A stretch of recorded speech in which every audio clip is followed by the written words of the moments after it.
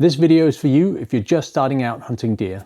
I'll give you a one-page model to help you do three things. Understand how you hunt deer, understand how you tie all the knowledge and skills together, and avoid being the hunter with all the gear and no idea. I've got another video for you if you're a more experienced hunter and on the path to mastery. I'll link to it here when it's ready. Coming right up after the intro, Deer Hunting 101.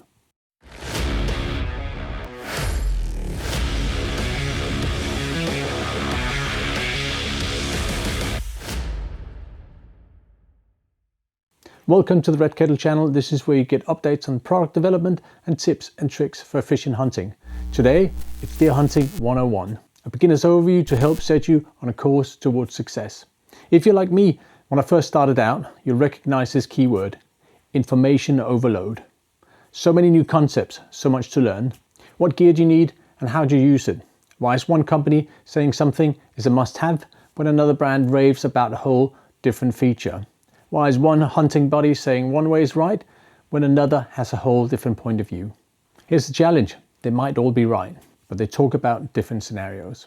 It's up to you to figure out who's talking to you and your situation. It's also up to you to get on top of the required skills and knowledge, because if you don't do that, well then, come hunting time, you won't be able to read the situation, see what's going on in the field. You'll spend too much time figuring out what to do and how to use your gear.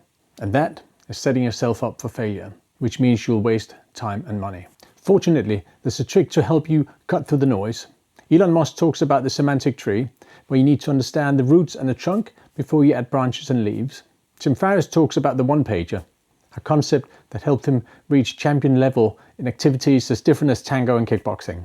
But how do you get to such a one-pager when it's a ton of knowledge condensed?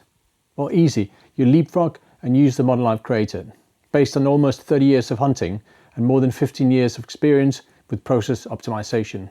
Here's the model. I'll run through each part now.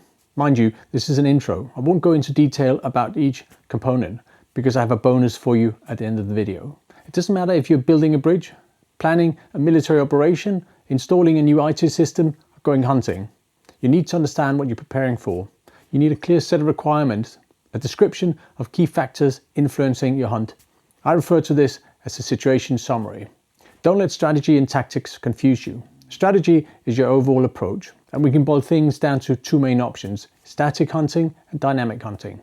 Static means hunting from a tree stand, a tower, or even a vantage point on the ground.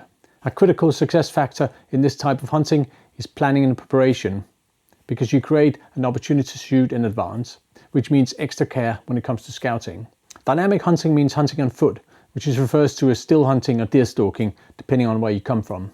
To capture the strategy, I use 6 universal building blocks to structure and plan my hunt. As you see, they'll make all other choices upstream and downstream much more specific, which means much easier. With an overall strategy and 6 phases in place, you can outline your tactics. And it really just means describing how you'll complete each phase. For example, what will you do to get in range of the animal?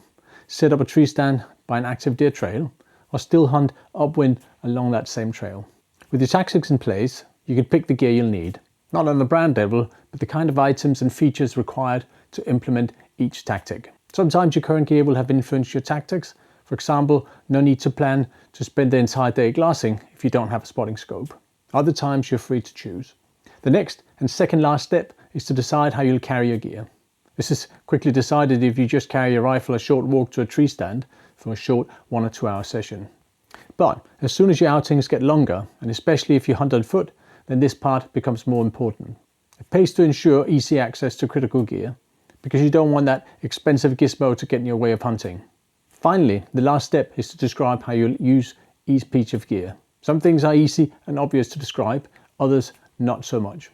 You don't necessarily have to write things down, but you need to be clear enough that you know what to practice. And remember, your goal is ultimately to use each piece of kit effortlessly. You gotta reach the level of unconscious competence.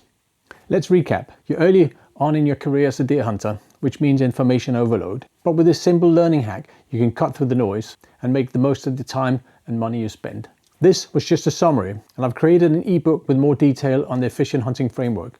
I recommend reading it a couple of times, then use the framework to describe your next hunt. Keep it very simple. The objective is to complete, not to write a novel, because even in its shortest form, the framework will reveal areas you need to spend more time on. Maybe a missing piece of knowledge in the situation summary, or a skill you're not clear on.